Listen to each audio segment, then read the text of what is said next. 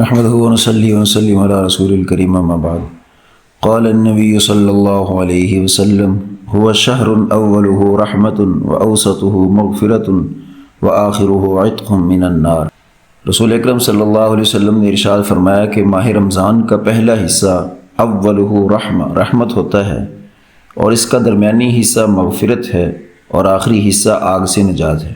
پہلا حصہ رحمت ہے، اس کا مطلب یہ ہے کہ ویسے تو اللہ رب العزت کی ذات رحیم ہے، کریم ہے، وہ کسی خاص وقت کے ساتھ اس کی رحمت خاص نہیں ہے، بلکہ ہر آن ہر گھڑی اس کی رحمتیں، اس کی عنایتیں اپنے بندوں پر رہتی ہیں۔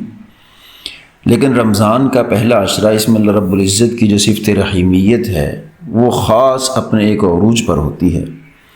لہٰذا علماء نے لکھا ہے کہ اللہ رب العزت کی اس رحمت کا فائدہ اٹھاتے ہوئے ایسی تسبیحات کی جائیں جن میں اللہ رب العزت سے اللہ کی رحمت کا سوال کیا گیا، جیسے رب اغفر وارحم وانت خیر الراحمین، کہ اے اللہ میری بخشش کر دیجئے، اے پروردگار میری بخشش کر دیجئے۔ تو یہ پہلے عشرے کے اندر کثرت سے یہ تسبیح کی جائے۔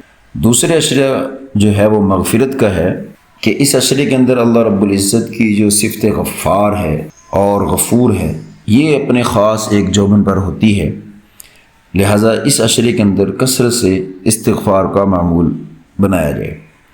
چنانچہ استغفار کی کوئی بھی کلمات پڑھے جا سکتے ہیں، جیسے استغفر اللہ ربی من کل ذنب واتوب الیہ، یہ نہ ہو تو صرف استغفر اللہ، اس کی بھی تسبیحات کی جا سکتی ہیں۔ لیکن اس میں یہ بھی ہو کہ استغفار پوری حضوری دھیان توجہ سے کیا جائے، ندامت کے ساتھ اللہ رب العزت سے اپنے گناہوں کی شرمندگی پر اور اللہ رب العزت سے معافی کے طلبگار بن کر کیا جائے، تو انشاءاللہ اللہ کی اس صفت سے انشاءاللہ ہم کو بہت فائدہ ہوگا۔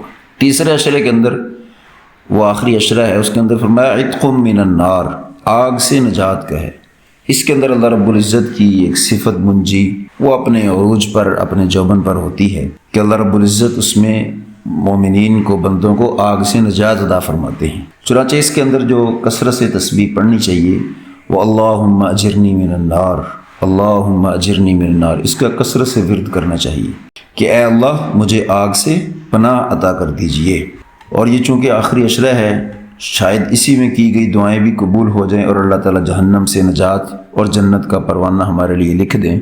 اس سے بڑی سعادت اور کیا ہوگی۔ اللہ کریم ہمیں رمضان المبارک کی قدر کی توفیق نصیب فرمائے اور اپنی رحمت سے حصہ نصیب فرمائے۔ وآخر دعوانا الحمدللہ رب العالمین۔